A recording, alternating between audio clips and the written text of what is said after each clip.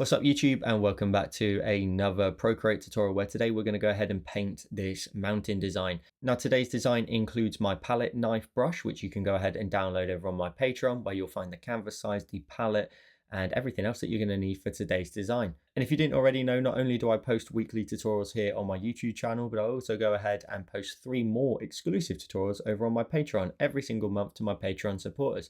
So make sure to check out that exclusive catalogue of over 100 Patreon exclusive tutorials that we have over there.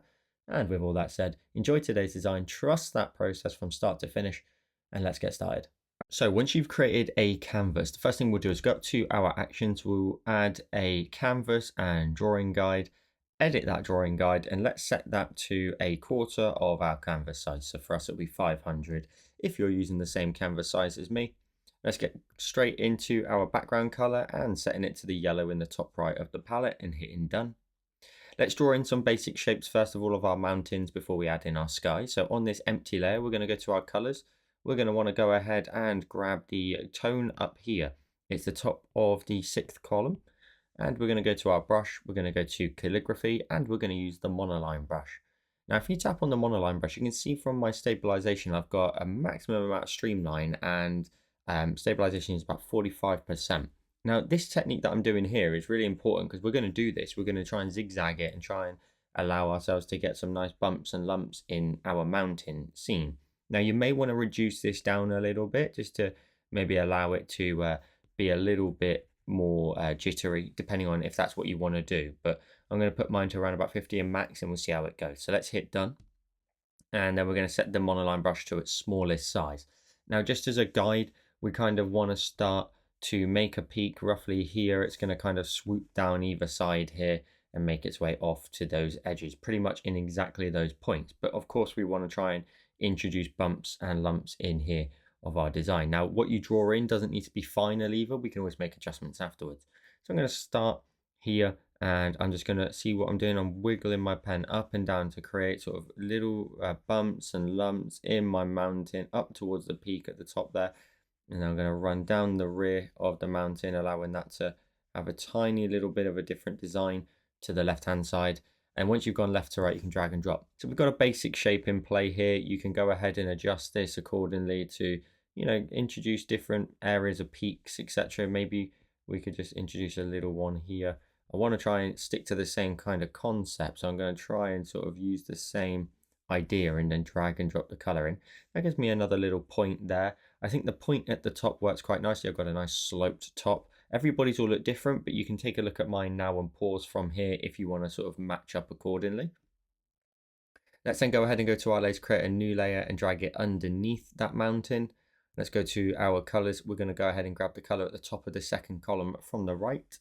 And then in behind here, we're going to introduce a set of mountains in the distance. Similar process, just wiggling your pen, not going quite as large or quite as detailed really.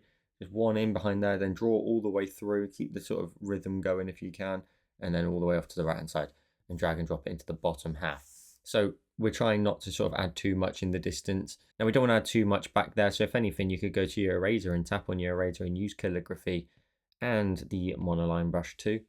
And if you set that to a small enough size, you can kind of repeat the same sort of styling, but go round a certain area and just delete it then. So I've just drawn through, make the brush size a little bit bigger and then delete. So you can have some fun really creating some interesting scenes in the distance, but we don't want to add in too much kind of detail on them. They want to be a little bit smoother than this one here. This one's right in front of us. Let's then go ahead and work on the sky in the background. So we'll create a new layer and drag it underneath that last one we were just working on.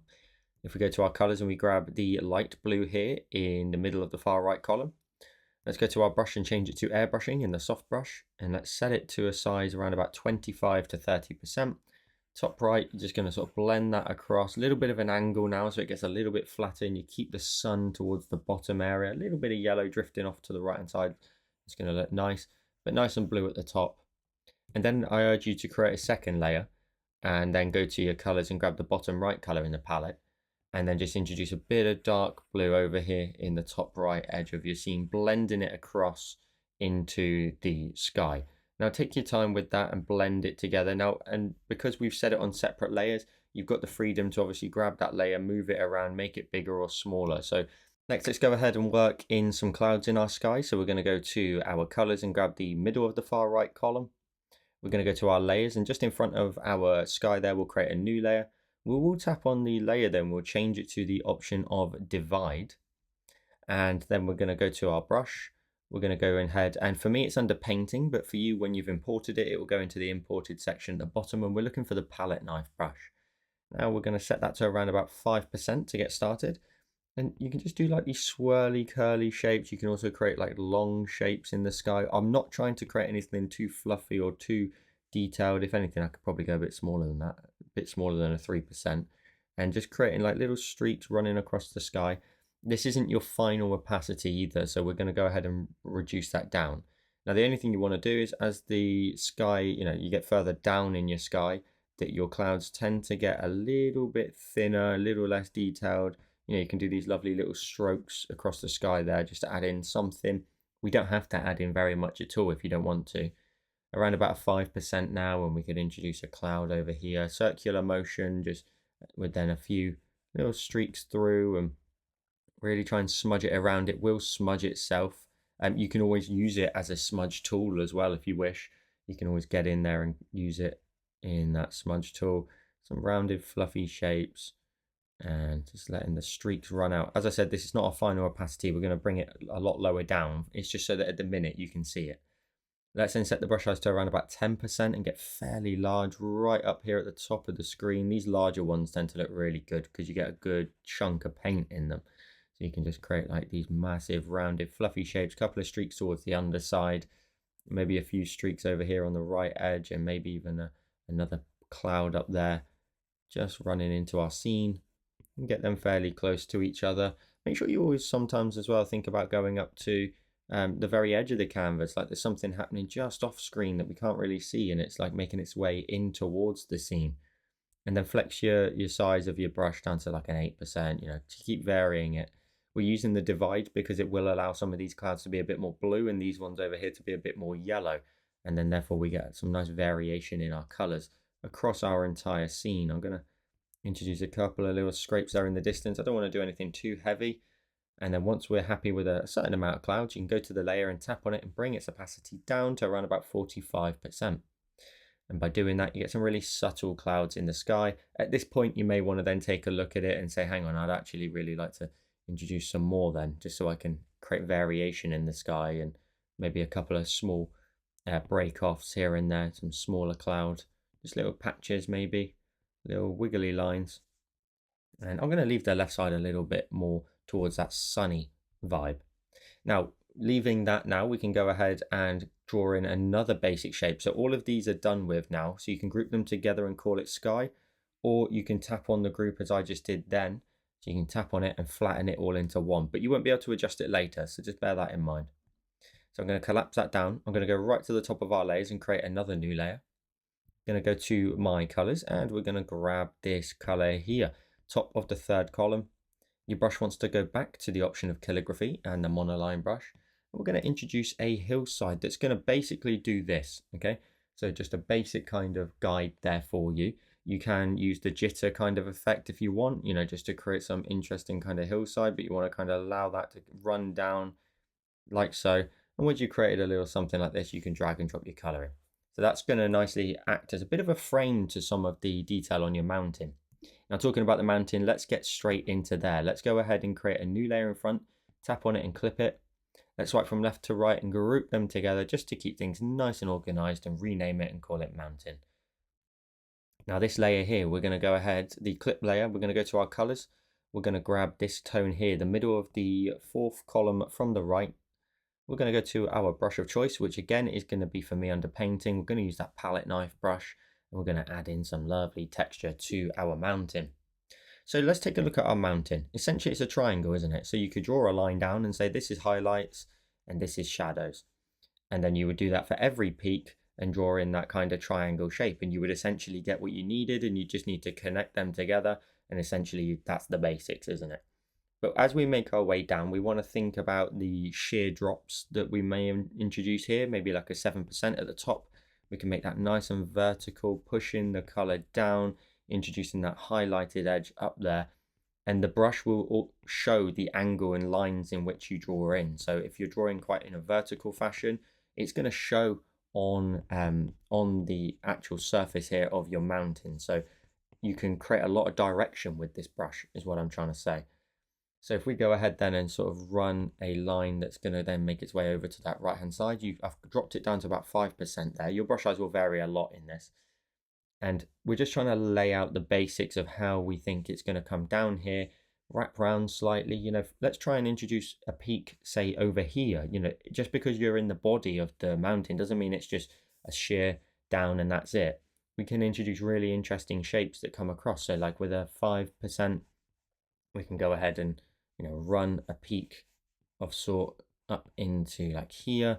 We can always sharpen it up in a moment, and then basically following the same principles. You know, coming down here, coming down. Let's maybe try and you can see as I get towards the bottom, I'm flattening out my land a little bit, and then let's maybe kind of raise it up again into like a bit of a highlighted kind of area over here, and then create that kind of triangular shape. So what you're doing is you're constantly making sure that your lines are quite vertical, and then as they make their way down into here, you're slowly going to keep making your way a little bit more horizontal. So you follow those angles of the line. So as you make your way further down, those angles want to slowly start to become more horizontal as we make our way into the flat plane of the land below. So I'm just going to go ahead and just run that down. I've got an 8% brush size now, and I'm just going to keep making my way down. I'm going to leave little areas here where we can maybe introduce little areas of cool rock in that spacing. I'm going to keep going all the way down. Again, the land wants to get nice and flat as it makes its way all the way towards the very bottom edge.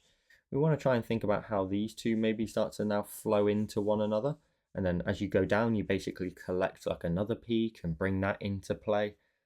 And then as we go all the way down, you can go ahead and put some on this area here too, and then allow that. Now what you can do is you can actually grab your eraser and tap on your eraser and set it to the same brush and create separation. So by separating this little guy back here, and so using the eraser now just to create like a bit of a cutaway into here, if I go through there, break that down and separate them, and then I allow the land here to, with a 5% brush size, I'll brighten up this tiny little speck I've got here, and then I allow the land to run like across here.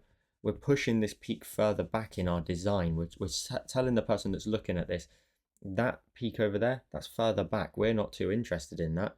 It's out in the distance towards the back area. Now, what we then want to do is, of course, make sure that we just flatten the land. We come, you know, across down here. We can come across a little bit. Don't worry, the yellow is going to be toned down shortly. It'll be toned down to a more muted tone. But we're just trying to get those sheer drops, the land, the differences in all of these little peaks. You can get in there with a 3% brush size, if not smaller if you want to, and get some nice details. I would urge you to go down to like even down to a 1 and try and think about small little areas of detail and like little lines here and there that can just show areas of land that's been lit by the sun. Here on this peak here, because this is a peak in this area here that's within the body, we want to think about sharpening up the top edge of it. So I'm just going to press with a couple of downward flicks in there, and then trying to just solidify a tiny bit more that kind of bright, wonderful lit area here of this new peak that we've introduced in the body here. We've got this great little area in here that we can introduce basically lines going in the opposite way. So we've got all of these little gaps that can just give us like little avenues for little areas of detail.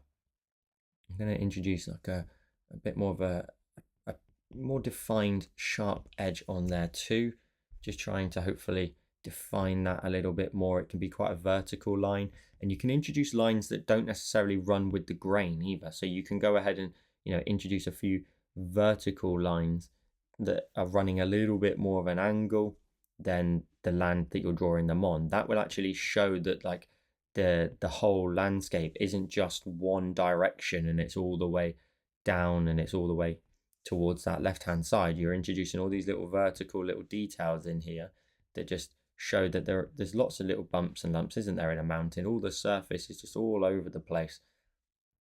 We want to just show a tiny bit of that within the body. So just drawing in a few little lines there just to try and show a tiny bit more direction and flow. And then if we go ahead and go to our layers and we tap on the base shape underneath and we create a new layer, if we go to our colors and we go ahead and grab the middle color in the third column from the right, we can do the opposite. So let's go in with a 4% brush size and let's take a look at the opposite. So we can go ahead at the very top, add in some lines here. Again, show the angles. We want to point the angles away from the left-hand side. So we're pointing over towards the right-hand side now. We can go ahead and maybe introduce like a good chunk of the cool rock up here at this edge, right up to the edge, and then maybe even over the edge, but leave gaps. We always want to have some of those base tones come through. And take a look at your design and go, hang on, can I introduce something really interesting and quite sheer here? Can I introduce some quite vertical and then in certain areas more horizontal rocks, even in the gaps between my warm tones? You don't have to fill in absolutely every spot, but you can introduce sort of vertical lines in there and show the sheer drops that we can introduce. So like a 7% now. Look at that, just big vertical drops. And the brush is fantastic for this, of introducing that palette knife aesthetic. And then curve it a little bit towards the bottom so it flattens out. And then maybe this one over here, as we make our way down this edge, maybe this one does just quite easily and quite simple almost in its design, just flow a little bit off down into the land. We're going to introduce more color tone all the way down through here. And then at the top, can we make our brush size a little bit bigger, like a 10%? Introduce some of the rock on this edge, coming down, a little bit on that edge as well, flowing down through the valley. And then let's try and link these two together over here, a little bit on that back edge. You can really let the brush do all of the work. And then set the brush size to something like 6%, and then just let that flow down into a few little sort of streaks that come across. You can come across that left-hand side of your mountain a little bit in that space. You can always tone this area down if you want to. Now, as I mentioned, you may want to go ahead and start to introduce shadows again. So you can go back to your layer of your highlights, grab your eraser again and start to make adjustments and cutaways in here. Even just like certain areas, just make it like a little cutaway. If you can let it follow and flow the same way though as the land, it will fit nicely. But we don't have to add highlight. It's not a massive blanket of highlight on this area. We can introduce little cutaways in here, little areas that just add more texture and add more definition. You can get in there and take away strokes in the direction that you now want to maybe emphasize a little bit more. You may even want to go ahead and allow these cool edges to have a little bit more of a gap, a bit of a ridge line between them. So what I mean by that is where you have like a ridge line here where it goes from, you can tip over either side. Maybe you want to now take away a little bit of the orange tone and scrape away in that direction, but just allowing there to be like a little bit of a ridge line between the two of them. So you end up with a line basically that separates the two sides. It can look really nice and effective. So if you can, just take a look at your work. And don't imagine this like more of an erasing part. Imagine it a little bit more like shadows. You're reintroducing the shadow tones in here. You're getting involved and now dictating now. Once you've added all your highlights in, you're just adding in some shadows.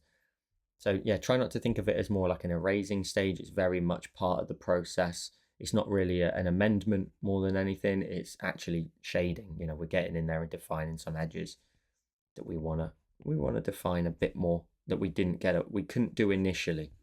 And at the bottom, I'm going to go ahead and set the brush size to about 8%, and I'm going to try and just take away a little bit in here as well. I want it to flow down and into like the valley here, where it starts to sort of just fall off a little bit in terms of its lighting. It's not going to be quite so bright. So and taking away just a little bit down into that area there.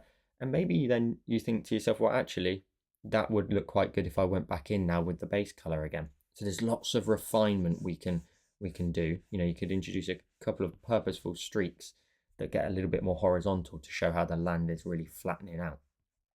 And this area over here, this could definitely do with some love from me. I could definitely get in there and just add in some interesting connections between those two areas. That's really cool.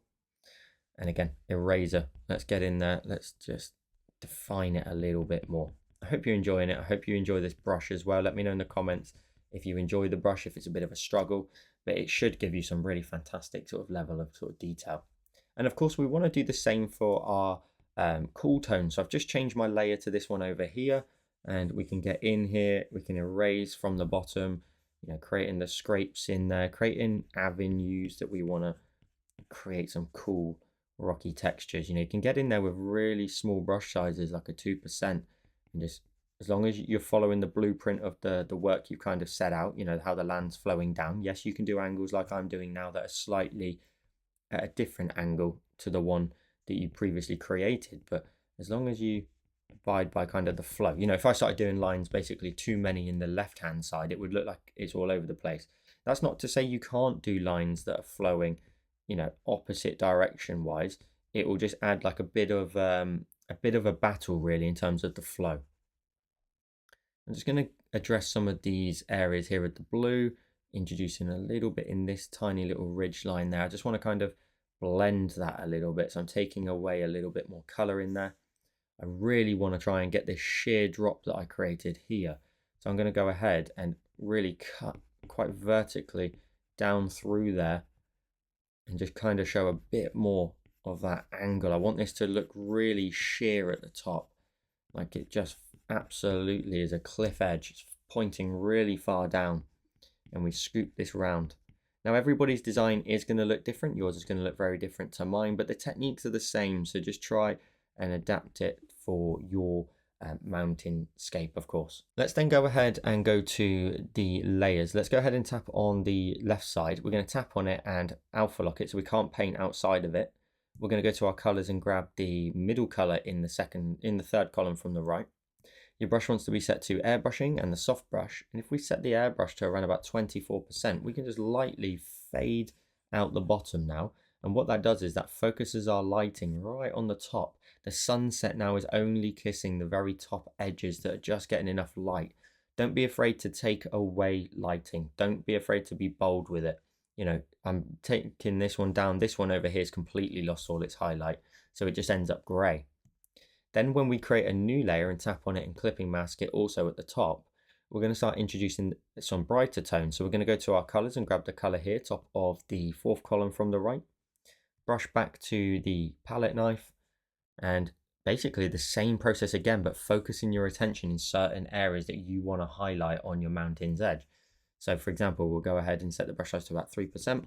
Right up here, we're going to introduce some lovely tone in here, some variation in the tone. You could just alpha lock it and blend it at the top, but I wanted to add purposeful details, almost like snowy kind of caps in here. You'll definitely start to think it looks like snow when we get to the cooler side. It will definitely start to look like that.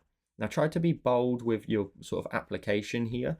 Use those yellow tones as base tones, and then try and add in like flat planes especially. Can you just really chuck this color in on top, adding in areas where snow would sit or rockfall would sit.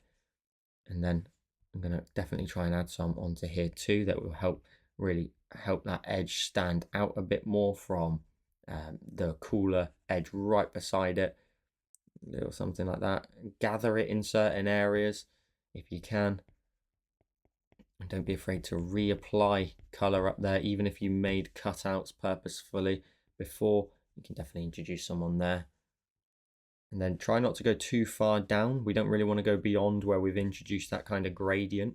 We want to just add it in towards this brighter top edge, because otherwise it will start to look a little bit too bright down here. So a couple of specks a little bit lower down. And I'm going to keep it simple for a minute. I'm not going to add any more than that. I'm going to go to my layer though, and I'm going to tap on it and change its blend mode now to the option of overlay. Now what that does is, if I go ahead and we zoom in, a lot of some of these tones now, if they rest on top of the base tone, they start to come through as this almost green color. And then if they rest on top of the orange, they're getting a little bit warmer. So if we undo that, look at the difference. That's just one solid color. And if you reapply it, now we've got additional hues in there. We've got a different color spectrum, a different area of color coming through. And we're going to kind of repeat that for the opposite side. We'll create a new layer. We'll tap on it and clipping mask it. We'll go to our colors and we'll grab the top color in the third column from the right. we're going to do exactly the same process, but of course over in our shaded area, and we're going to introduce what is essentially looks very much like snow. So little areas where you can think you can patch it in. You know, let's set some on there. What brush size is that, by the way? 2% for you. And then I'm just trying to see where, if I can get some right up to here. Yeah, again, leaving that kind of little bit of darkness between the two ridges. That will look nice, but it will also give me plenty of space to add in a nice snowy cap on there. Let's then take a look. I definitely believe that as the snow would come down into here, it would kind of, you know, scoop and create like a bit of a gathering in this area here. So it just lays nicely in this little valley almost. And then let's go ahead and add some on the top edge of there too. Again, let's try and repeat what I did at the top there. Let's get really close to this little mid peak in here, getting really, really close to it. Little areas of snow underneath there too. On these shear drops, maybe just a couple, just to really kind of emphasize that that flow. I'm not going to go too far down into there because I don't want too much flowing into there. And then towards the top again, we're focusing the snowy area a bit more towards the top edges. So we're just kissing up against that ridge line, tapping away, adding in lots and lots of lovely areas of snow. And then where it starts to get a bit more vertical, let's think about, okay, well, maybe it rests right on the edge, but then there's occasionally just a little streak down that just got enough friction there, and essentially for the snow to rest on top. And then a couple of streaks through here. The brush will do the work. It will decide where it wants to lay. You can add in a little bit more down into here. Again, as we make our way further down, we don't want to add in too much. I'm definitely going to think about adding some though on this little peak, and maybe even really flush that one out a bit more. Not so much with a solid amount of paint, but just a little streak or two on the top edge as well. I'm now starting to think about my application of where the snow would rest. Can I introduce some in the backside there of this little peak as well, as it would flow down into this space here, into again a bit of a flat plane. You can introduce like a large gathering of it and a little bit of a flatter area if you think that it would look applicable. And then just like before, we're going to go ahead and go to the layer, we're going to tap on it, and we're going to change its blend mode also to the option of overlay. That will then make them quite blue and give that really cool edge to it. So we've got quite an exaggerated set of colors for either side. If you feel it's necessary, you can tap on the overlay layer and maybe bring it down a little bit, maybe down to 80%, and that way you don't get quite as much tone in there. But I do urge you, of course, to keep going, keep making refinements, keep taking a look at your design and seeing, hang on, is there anywhere I could introduce more? Of course, less is always more, but sometimes there's little areas that we can try and emphasize a little bit more. We're going to get more color hues in there because of the overlay blend mode, and we should end up with this really pretty mountain. I don't want you to erase from all of these layers, so what you can do again is you can go ahead and create another new layer.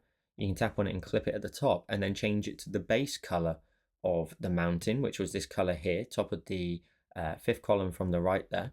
And again, you can get in here and now make decisions that you want to, you know, erase from certain areas. Is there things that you want to erase, but you're drawing at the same time? So because we've got 4 layers, we don't want to necessarily have to erase the same thing or find what layer that is actually applicable to. So you can get in there now and make adjustments to the whole design just by introducing one additional layer right at the tippity top that overlays the lot of them. And then because it's the base layer as well, you're good to go.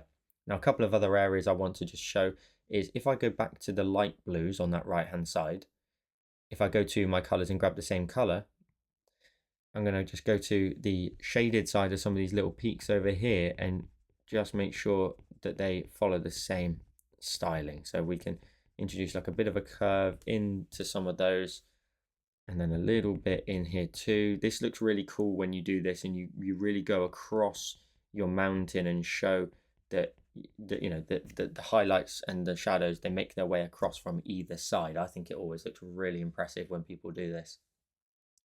Now at this point, we can also go ahead and start to introduce some extra elements that are going to sit at the bottom here of our mountain. So we can go ahead and create a new layer at the top in this group, create a new layer. You can clip it if you want to. You can go to your colors. Let's grab this color here, the middle of the 5th column from the right. And our brush wants to be set to airbrushing and the soft brush. I'm going to set that brush size to around about 19%, especially down here in the bottom right. We want to introduce some green tones in here. So we're going to introduce a bit of a green blend that comes in from the bottom here. I want to show that this mountain really runs down into like forest land. So we've got a little bit of a light green hue happening there. And then we're going to create another new layer, tap on it, we'll clip it. We'll go to our brush again and use the same brush as before, the palette knife, and set that down to something around about 2%. Now we can go ahead and change the color. We can grab a slightly darker tone, which is going to be this color here, bottom of the fifth column there. And you can get in here and make little dash lines. So what you might want to do is turn off that green glow for a minute and then just create these little lines running into your mountain. So I'm going to go to a slightly smaller 2%, and I'm just going to create lots and lots of dashes. So this may take a little while, and you may want to even set the brush size to like a 2% and just wiggle your pen up and down, because you can get away with this. You can get away with just wiggling your pen up and down. And as long as it's in an upright vertical position, you're going to create the illusion of a lot of forest in here, way in the distance, and all of these little spikes that are just popping up, all these little trees, the woodland area in the mountain. And we're just going to then purposefully add in a few in certain areas. You want to keep it nice and minimal though. You don't want to add in like, too many excessively large ones. So we're just wiggling our pen in some of the gaps, wiggling it all the way through, and it's all done in one motion a lot of the time. You can wiggle this pen. Now, at certain points, you may start to think, hang on, that does look a little bit too wiggly. Then that's fine. You can just get in there and make a few taps, a little area here and there where you want to just purposefully make sure that the details are there. You can add some trees in the little valley here. I'm trying not to just destroy this peak too much. So I want to make sure that the trees sit like in behind it, so they kind of emerge from behind. And of course, maybe we want to send them up the mountain, like this. You can leave patches of trees. You don't have to do, they don't have to connect, and they don't have to like be one big unit making their way up. You can leave little gaps in here. We're trying to increase the sort of density of this forest area. We're going to keep going all the way over towards this left-hand side, a little bit up some of these little peaks as well. Now, by keeping the brush size to a very small level like this, you create the illusion of the scale of the mountain. If these are massive, huge forests and dense areas, we're trying to maintain the structure and scale. If you started making trees like this, the mountain looks tiny. It doesn't look like a mountain. It looks like a little mound almost. So we want to just keep going all the way through here, introducing some forest-like area. And we're going to go up into around about this area of the sort of design as well. So just try and, you don't want to go too high, but, maybe the odd little speck. It's totally up to you, to be honest. If you feel like it's going to look pretty cool just to add in a few in a certain area a little bit higher, you can do that if you want to. I definitely want to make sure that there's like gaps in between, but I really want to make sure that there's like it's blatant that this area of land down here is just forest land. It's absolutely packed full of trees. And maybe we add some running up and trying to follow up towards the tip of this peak of the mountain. Still going. So we're still adding in lots and lots of trees. They're fairly dark at the minute. We'll introduce more color tone in them in a minute. We've got a fairly dark tone just to get us going really in this part of the design. And we want to make sure that they are across the board everywhere. So we want to just keep going up and down. Sometimes my pressure of my pen really only just gives me these little specks in here. It's all about compression a lot of the time. When we zoom all the way out, when we go back to our canvas size, as it should be on our screen, not all the way zoomed in like this, all of that detail and data gets completely compressed together. And you don't need to worry about when you're at this level, oh, that doesn't really look like a tree. It's all about giving the impression that that's a tree. It's all about giving the impression that that is a forest land. And you can tap away if you want to purposefully add them in rather than the scrapes that create quite large volumes. But look at that. Look how far we have to zoom all the way out now. And we've got some lovely trees growing all the way up and down this mountainscape. It's absolutely awesome. I love seeing these kind of forest designs, and just how the forest, it starts to make its way up the mountain, but towards the bottom it gets super dense.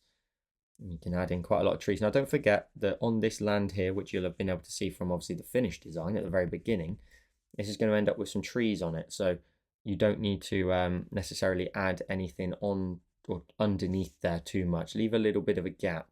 We're going to add purposeful trees on there shortly. And I'm going to see if I can venture up some green up into these areas here as well. I want to see if I can maybe show that the trees maybe make their way up and into a little spot up there. Adding in lovely, lovely little just roots and avenues for the trees to run up our mountain edge. I definitely want to add some more down here. This area, I'm going to keep the brush size. I keep going towards it as if I want to fill it in a little bit quicker, but that's not what we do. We want to make sure that we add this all in the correct way. There's no shortcuts sometimes. Sometimes you do just have to sit and just get through adding in, as we're doing now, a large foresty kind of area. And because we've got a large area of mountain, we've got so much space that we can fill in. I'm just going to make it a smidge bigger. I'm going to let that run all the way off to the right hand side. I want to introduce some trees in the distance up here as well. And if you really want to, you could unclip it and add some trees like up here. So if I unclipped this, it's not going to be a problem necessarily. I could add in some little sort of green fuzzy edges up here where the forest, makes its way up and over that part of the landscape. Of course, the ones that get a little bit further back, maybe think about either just squiggling your line a little bit more dense together so that the trees don't look quite as tall. And obviously, because they're further away, you may want to just try and make them a little bit shorter in height. I'm just going to keep going. I'm going to go up a tiny little bit up onto that edge. A couple of little areas there. You could even get really, as my mind's doing this, you could even get really interested and like draw some sort of cable cart system all the way up to the top, following some sort of avenue to some sort of little hut maybe. You'd have to keep it all really scaled, but you could imagine it going over the top of the trees, across all this forest area. Maybe there's bears in here as well. Awesome. So we've got a lot of forest there coming together. Still going, because there's still opportunities here to introduce more into here. And we've got a good amount in there. So for a moment, let's actually stop, because we're going to go ahead and turn on the glow that sits underneath, the one that we turned off, that little bit down here. So now what that does is that kind of makes those trees look like the darkest versions, whereas up here they look very dark in comparison to this. So let's go ahead and go to our trees that we've done so far and tap on them and alpha lock them. So we can't paint outside of them. We can then go to our colors. We've got a couple of extra tones here. We've got this light tone and this green tone. Let's grab this one first. So the bottom of the 6th column there. Let's get into some of our trees that get right up into these top edges and squiggle your pen through them. So the ones that get fairly close up towards the sun, you can just wiggle your pen through them. Look at how quick and easy I'm doing it. We're just adding in minor variations and patchwork almost in some of those trees. You can get in there and purposefully do a couple of taps if you want to isolate like a tree or a certain area of the woodland, make that a little bit brighter. Lovely. You can do it in the bottom areas as well. So you could set the brush size. I think you could even get away with a 13% almost, and kind of just really lightly just drag a couple of times. You'll get vertical lines because of the brush head. So you should be able to just very lightly and very quickly almost add in some trees with some brighter tone on them. Over here on the right, maybe not quite so much, maybe just the tiniest bit on the top edges. In this area down here, there's not a lot of lighting, is there? So if you were to add a few more over here, you might end up making them a little bit too bright. But just test your luck a little bit, see if you can add in a few that are a little bit of a variation to that original color. And then let's go ahead and go to our colors and grab this tone. It's the middle of the 5th column. And then we go back into this left edge over here and we brighten up a few of these trees. We want to go into some of these areas here. I'm gonna make the brush size about 3%. I'm gonna try and find some of my tree lines there that I really like the look of. I can see a few of them poking their way through there. And we can add in a few more little specks. Let's go to about 2% again, so I can actually grab like a whole tree there and just brighten it up And sometimes maybe you just want to sort of just add in the tiniest little speck to just the top of the trees. That's all that it needs to be. And we can now see a difference between them. The ones that are getting a little bit of lighting, catching the tip of the sun there. Lovely. And let's add a few over here as well. Just a couple over here. Just a few on the very tips. Don't want to add in too many there because the sun obviously fades out towards the bottom. So we've got some lovely tree work in there now as well. I do urge you to go back in as much as you can and add in as much as you can. I'll probably do some more after the tutorial, but for now we're going to leave it like that because we've got this area here of land to do. We're going to leave those mountains right at the back till the very end. So we're going to go to our layers. We're going to go ahead and collapse the mountain group down. We're going to go to the layer in front and we're going to create a new layer. We're going to go to our colors. We are going to go ahead and grab the same color as that, which is the top of the third column. We can use the palette knife brush. We can use a little bit of the palette knife. We can also use the option of the leatherwood. Let's just draw in a few trees here. So let's go ahead and draw in a line here. Now what you might want to go ahead and do is in front of your mountain group, create a new layer, go to your colors and double tap in the top left to select white and then just drag that onto the screen. If you then go to that layer and just bring that down to say 38%, it just gives you a little bit more contrast so you can see your trees here that you're going to create. So with a 1%, I can draw in some trees. Obviously I need to change the color back to the same color. I'm just going to draw in some tree line here. So I want them to be nice and big up there. And then as they make their way down, what will eventually be some water down here, they're going to get smaller and they're just going to really fall right away. In here is where I want to create my forest. And then it kind of rolls in behind this little mound here that I've created. And I'll just create some straight lines in there, just adding in what will be my trees. Now, what we can do is we can save a little bit of time. We're going to go ahead and create a couple of trees, duplicate them multiple times. So we'll create a new layer.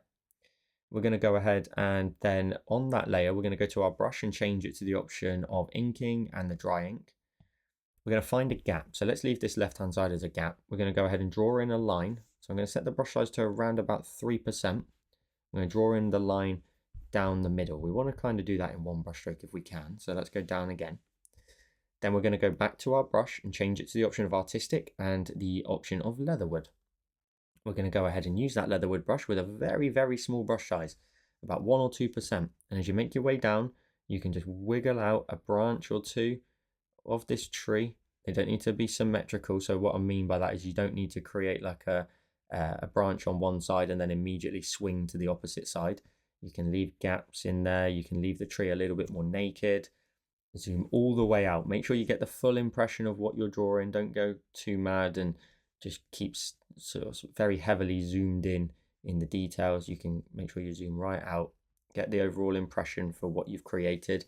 Sometimes you only need to do like a little speck like this to give the illusion of a branch and then just leave it like that. It's almost like it's floating off to the edge, but in reality, when you zoom right back out, it still gives you the impression that it's connected. And then occasionally in the middle of the tree, you can just wiggle your pen up and down it just to make it a little bit more dense, as if there's branches maybe facing us, so they just look like little head-on trees. And we'll just make that a little bit wider towards the bottom, but then it starts to, skinny out a little bit more again. So you end up with this very skinny tree, like so. You can make your way across. Now, I don't want you to have to draw that every single time, so I would recommend now we start to duplicate it. So we're going to go ahead though and turn that off. And we're going to repeat. We're going to create another layer. We're going to go back to our brush and we're going to go to inking and the dry ink. And again, just draw in a column down the middle. Go back to your brush and go to artistic and the leatherwood. And again, create another tree. So learn from your previous one. What was the vibe of the previous one? Was it fairly skinny like mine was? Mine was very, very naked in certain spots. So maybe on this one, we start to go for a little bit of a different approach where we start to make this one a little bit more dense in its volume. We throw those branches up at a bit more of an angle on this one. So they really flow upwards like this. They're curving, they're little C shapes. I'm flicking the leatherwood brush up and in that direction. And because of the scale of this, by the way, look how pixelated that looks because we're so zoomed in. We're creating another tree. Maybe let's take that last one down a little bit. It was a little bit too wide for me. Let's keep going. Let's create a couple more up and out just to make this one a little bit different to the previous one. Just going to create the body a little bit more, a little bit towards the ground. And guess what? We'll turn that off. We'll create a new layer and we'll do it one more time. You can do it as many times as you want, if I'm honest. Inking, we'll draw in another line down here. Go to our brush and go back to artistic and the leatherwood, and we'll draw in another tree. You can make them fairly quick. You can literally just go whoop, whoop, whoop, whoop, whoop, zigzagging all the way up to the top. And as you get towards the top, you can then go back down, and then that's it. Very, very skinny tree, but then you can work out, okay, hang on, can we introduce some branches that make their way up and out? The scale of this is obviously very fine in terms of detail, so you don't want to think about overdoing it too much. Zoom out. We got another tree. So we've still got all of those sort of lines in there. That gives us the guide for everything. So what we can do is we can grab a tree, we can duplicate it, swiping it to the left and duplicating it. Grab your cursor, move it across, and try and sort of position it really on top of some of those marks that you created. Turn your other two on and maybe just move them across from each other so you can see them where they are. And maybe even swipe on all three of those ones that you originally created and group them together, just so you know that they are your original ones and you can go back to them. Because every time you want to swipe it to the left and duplicate it, you can drag it up and out, grab your cursor and just move it across and scale it down in size. Don't forget to maybe even flip it horizontally as well from time to time. And just don't be afraid to just go nuts with this. Like really, grab a tree, swipe it to the left, duplicate. It's going to be a fairly quick process like this. You could even create a stamp brush if you wanted to, and then just go pop, pop, pop, pop, pop, and do it that way instead. Let's go ahead and grab a different tree. So I've got this really skinny one. I'm going to grab that, drag it up and out of the group. Go to my layers. Let's move it across. And let's just keep going. Let's keep really making this nice and dense in here. You can tap on there. We can go ahead and keep going. So it's going to take a little bit of time to do this. But to be honest with you, there's not a lot of logic to it. You can just keep going and duplicating. And I never normally do this in my tutorials, but I'm going to skip ahead a minute because once I've done with this, I'll just show you what the final kind of density looks like in here. So we'll be back in just 2 seconds. Now, what I've gone ahead and done is I've obviously duplicated multiple times, and we've got different heights in here. We've got a few ones that are facing us that you can very easily identify. And then I've made some very, very small and a lot lower down as if they roll onto the opposite side of our little land here. Now, that's why I've skipped ahead necessarily, because I want you to aim for this. Now, I've still got my brush of the leatherwood set, and I'm on the layer here with all of my trees. I just want to go ahead and just fill out the sort of groundwork down here. Don't worry that the leatherwood starts to look a little bit funny in terms of its color tone. It really won't make a difference. I just want to kind of randomly wiggle this up and through here just to create some density of the trees a little bit more, and also just try and avoid having that monoline aesthetic to the land here. So once you've got like a cluster here, you can always go ahead and swipe it to the left and duplicate it. Grab your cursor and then just flip that horizontally and move that way over here onto the left hand side like so. And then because I've got this tree and this tree, they're very easily identifiable. I can go ahead and tap on my cursor and just grab my eraser, and with the palette knife brush even just get rid of it. And then that avoids now all of that element of symmetry. I could even go ahead and just chop the top off of these ones here just to make them a lot shorter, and then that avoids the symmetry of that one. So you just take the shortcuts where necessary if you can to just fill out your scene. Now at this point we can go ahead and merge the trees together, and once you've got all your trees together, just tap on them, alpha lock it, tap on it and fill it. So it'll all fill with the same color. You'll get rid of that leatherwood variation. Then drag it down in front of your land and pinch your land and the lines that you created all into one layer. We're then going to create a new layer and tap on it and clipping mask it to the land. And we're going to go to our colors and add in a lot of different tones here. So we're going to jump to this one here, top of the second column. Your brush wants to be set to the option of artistic and the hearts brush. If you set the brush to around about sort of 7 or 8%, we can just wiggle our pen. Vertical lines will look fantastic in here.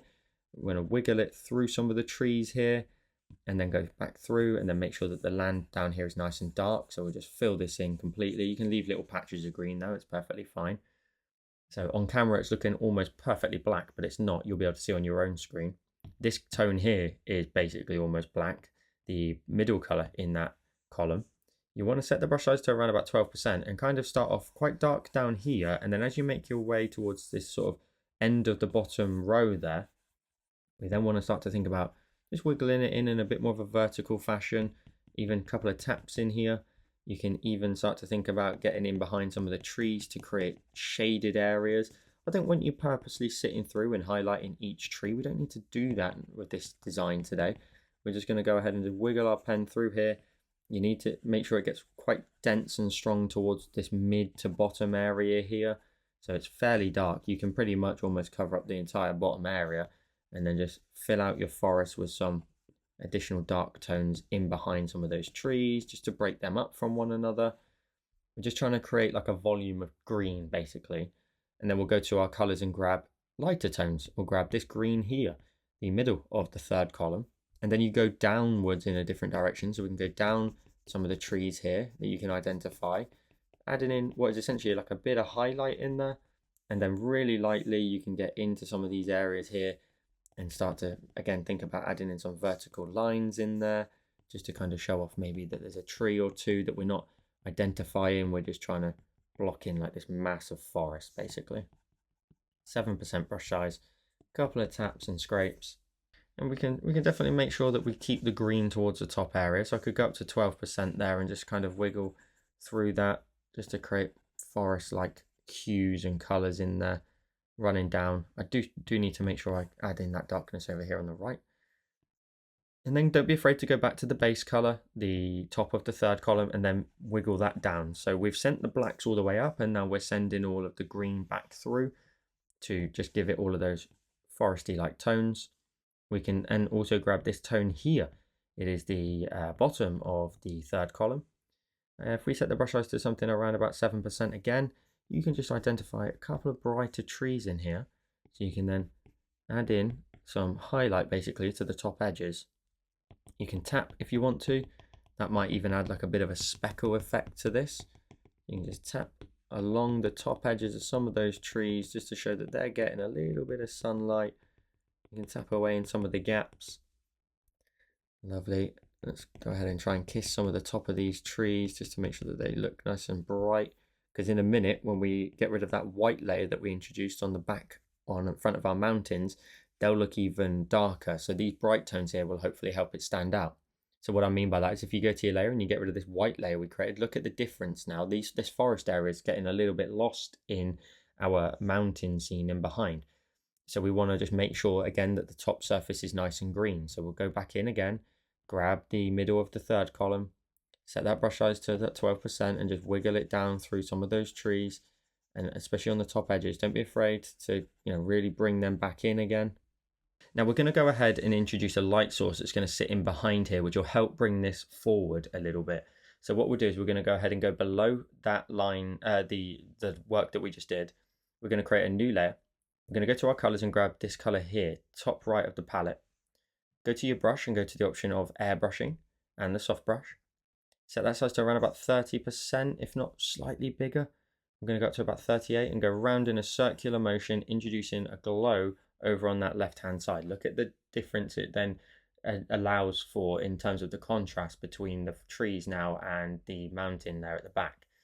What we'll then do is go ahead and go to the layer and tap on it and change its blend mode to the option of, right at the very bottom, pin light. So that will just put the sun right in behind our design. Now at this point, you just want to take a look at your pin light layer, and do you need to go ahead and tap on it and bring its opacity down a little bit? You could possibly go down to 70% and it still look nice and glowy, and it still gives your foreground here of your trees a little bit of space to breathe. Now let's just quickly do the mountains in the background. So we're going to go down to that layer of the mountains right at the back. We'll create a new layer and tap on it and clipping mask it. We'll go to our colors, and we've got these two grays here to introduce. We've just got the middle tone in the second column from the right. Go to your brush and go to airbrushing in the soft brush. We're going to set that brush size right down to about 2%, and we're going to keep it really simple, if not slightly smaller at 1%. You can introduce what looks like detailed areas back there in the mountains, etc. But if in fact they are just simply squiggle lines, you can make the brush size really small and do an occasional quite detailed line if you wish. But very, very simple versions of what we did at the very front over here. So we're just going to go ahead and then switch the color to the bottom.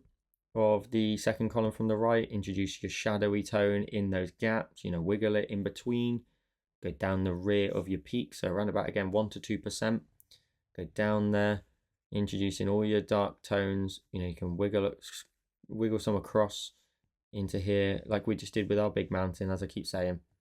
And wiggle that across through there, keeping it very, very simple in the distance. Things are so far away, sometimes you just need to, again, give the nod and illusion to some of those things. Zoom all the way out and it looks like a mountain way in the distance. So take a look at mine now. That's pretty much what you want to aim for. If we zoom out and move across to the right hand side, we're going to go ahead and somewhat do a similar process. We're going to grab the light tone in the middle of that second column from the right, and we're going to go ahead and come down some of those edges here, creating interesting avenues for the light and like large areas of lighting. I've got a bit of a flatter plane over here compared to the opposite side, so I can't do too much of that kind of vertical aesthetic to this side compared to the opposite side. So over here, I can't really do quite as much, if I'm honest. So I'm just going to leave it at something simple like that, with the option, of course, adding in a couple of dark tones with the bottom color in the second column, where I can maybe just introduce a 1%, just a little bit in behind some of those areas if I feel like it's necessary. It's not always necessary, if I'm honest, but maybe a couple of lines that just run in through here in that sort of mid ground of it, the middle area towards the bottom. Zoom in all the way out. That is all we need to do. And this layer here, we're going to go ahead and we're going to tap on the base layer underneath. We're going to tap on it. We're going to go ahead and add a mask to it. Don't be put off by the mask if you've never done one before. Just go to the mask, set the color to black. We're going to go ahead and set the size to around about 7% and just blend out the bottom. Keep it really, really light. So I'm going to go a bit larger so I can be a larger glow. Just blending that out at the bottom on both sides. That should then give you separation between the mountain, your main mountain, and those ones at the back. Lovely stuff. That's as simple as we need to make it. Let's go ahead and then create a reflection. So we're going to go ahead and go to our layers. We're going to go right to the top. We've got a group that we don't need anymore, so we'll create a new layer right at the top. I'm going to swipe down with 3 fingers and go to the option of copy all. I'm going to swipe down with 3 fingers again and go to paste. That pastes your entire design. If we take a look at it up here, your entire design on one layer. Grab your cursor. We're going to go ahead and use freeform and just flatten it down slightly. We're going to flip it vertically and we're going to move it down. Now, you've got your forest line there to kind of use as a bit of a guide. And you want to, of course, try and give yourself some area for water. So make sure snapping down here is turned on so that you can just snap to the edges of the screen like so. And then you kind of want to just try and give yourself a little bit of space down here. And I think you can maybe even squish that down just a tiny bit more like so. And then I'm going to bring it down a bit more. I'm going to tap on my cursor when I'm done. So you should be able to see from my guide, that's the midway point, and there's a row here as well. So we're kind of 2/3 up in that third row there of where that line sits. Now, of course, we've got a straight line in here now. So all we need to do is grab our eraser. We can go to the option of airbrushing and the soft brush. If you set that to something around about, say, 5%, all you want to do is just create a bit of a curve shape. You can use the land that you created before, as a bit of a guide.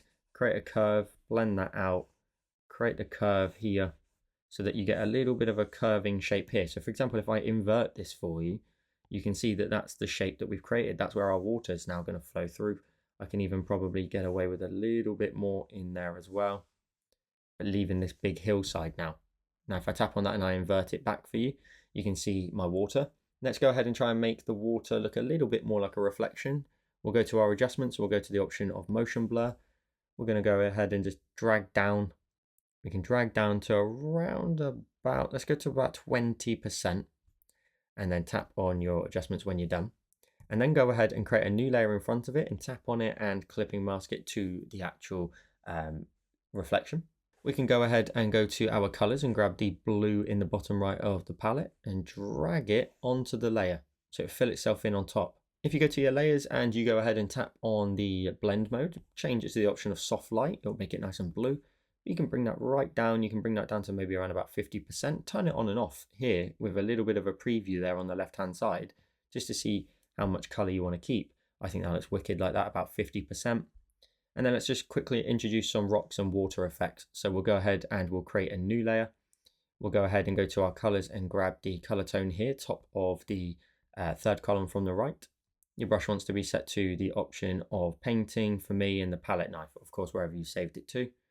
We'll set the brush size to about 1%, and you want to kind of just come in from the side down. I'm going to set it even smaller than that. I'm going to come along and make up a water's edge here.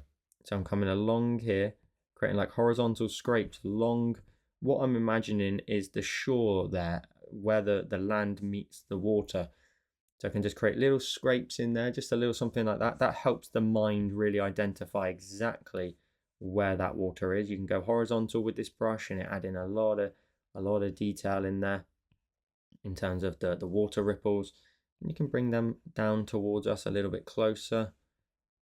Go along some of those edges. Keep it subtle. Don't want to add in too much. You can also as well go to your brush and go to the option of artistic and the hearts brush.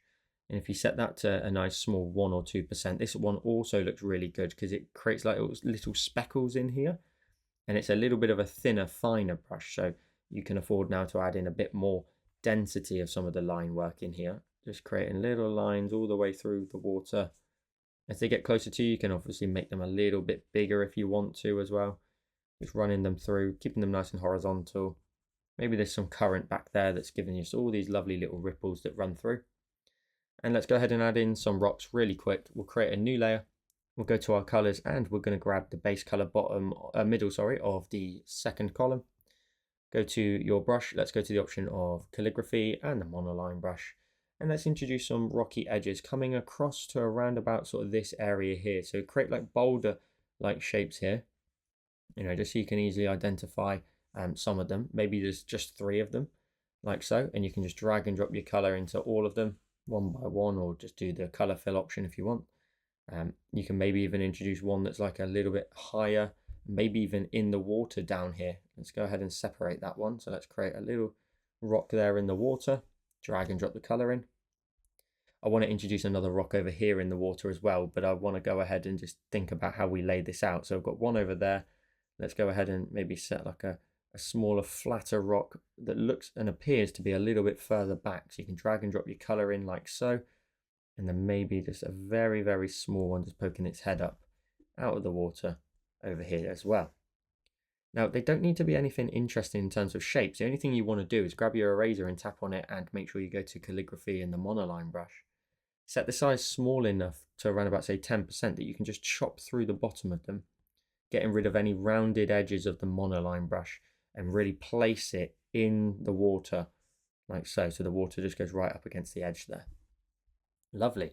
Got some rocks in there. Let's go ahead and simply tap on the layer and alpha lock it. Let's go to our colors. We're going to introduce a few grays. We'll grab the bottom color in the second column from the right. We're going to go to our brush. We're going to go ahead and use the same palette knife brush. So painting for me and the palette knife for you will be imported, I believe. And then you just want to kind of separate your rocks. So can you, with a brush size around about say 7%, can you go ahead and just introduce some streaks and scuffs in here to outline a rock and then outline this rock again. So I'm separating them with just a little bit of a gap in between, nothing too detailed. Maybe this one here is further back again, so maybe this one just has a bright top edge to it. That's all we get to see of it, like a little something like this. And then we can press really lightly in here and use this grey tone here now to again separate the two of them. And then this one here, we could get our dark tone back out and separate them, but I think they actually look quite good. They look like they're resting right up against each other. You can use this palette knife for rocks as well. It looks absolutely awesome for these scuffs and buffs, etc. of the rocks. So let's go ahead and add in a couple of specks there. Your little stones in the water, don't be afraid to, of course, add in some colour onto them. Large strokes, small strokes, little dashes, whatever you want, till you get something like this. And then the ones in the distance, we'll do the same. We'll grab a 3% though and add in some little details along some of those edges. Flat edges will look fantastic like that. And then you end up with the dark edge underneath it as well. And then let's add in maybe another color tone as well. Let's add in either, or we can add in a mix. We can add this lovely blue tone, the middle of the third column from the right. 5% and just add in a little bit on the top surface here. Nothing too much, but just to show like variation in the color tone of the rock. Got these lovely cool tones in here. It nicely sort of counters the cool bottom half of the design against the lovely warm top edge as well, so should end up with some nice color balance in there, different variations of temperature used in color tones. Awesome. Let's just maybe add in a little bit more on there, trying to just separate this one a little bit more from the other guys around it. And again, a little bit on your smaller rocks. To be fair, the ones that get a little bit further back, I wouldn't add any more detail to them. I would probably leave them as they are. Now, the only thing we want to do is just reflect those ones. So all we want to do is we want to go ahead and grab our selection tool, grab freehand and draw around one of the rocks and go to copy paste. It will paste in your rock on another layer. We can drag that new layer underneath. We can grab our cursor and we can flip it vertically. We can drag it down until the sides on either side sort of meet. If they don't, you can just grab warp. You can warp this around if you wish and move it down in certain areas. Tap on your cursor when you're done. Grab your adjustments and go to the option of motion blur and drag it down in a vertical fashion around about sort of 14% should look pretty good. Nothing sort of too heavy at 20. I don't think you need to go that high. And then tap on it when you're done. Tap on your adjustments when you're done. And then we just need to repeat that for our other little rocks over here.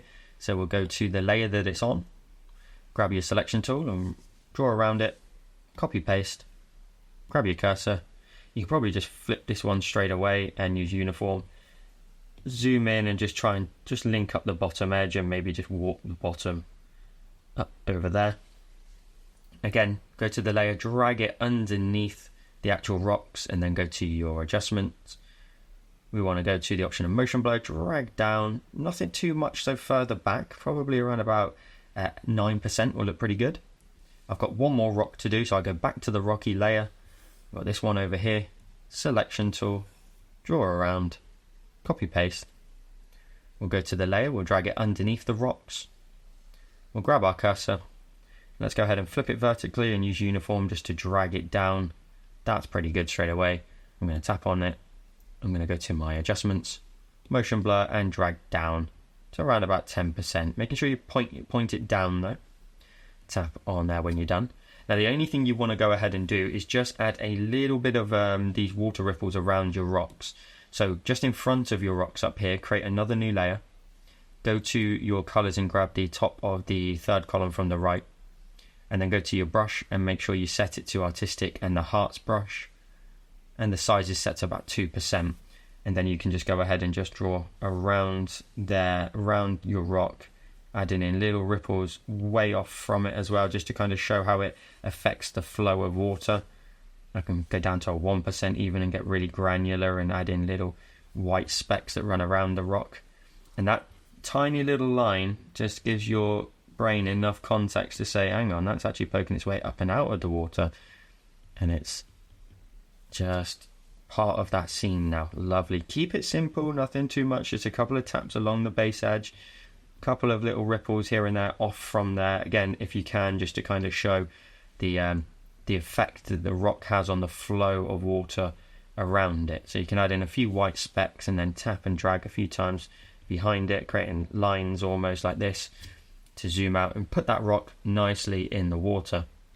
And when we're done, we can go up to our actions, we can turn off our drawing guide, we can go ahead and pinch with 2 fingers and go full screen with 4, and we end up with today's finished design. So I hope you enjoyed this mountain tutorial. Let me know what you thought of the palette knife brush in the comments down below, and please make sure to tag me in your finished creations wherever you decide to share them. And if you want to support me in the work that I do here and get access to a catalogue of over 100 Patreon exclusive tutorials, well, there's only one place you can grab them, and they're over on my Patreon.